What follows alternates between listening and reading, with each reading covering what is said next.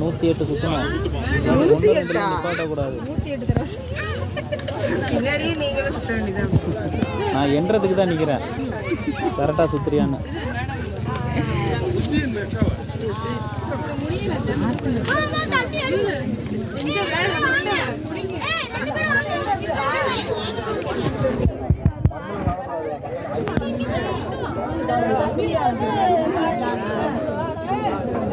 தள்ளி நின்று போனீங்க.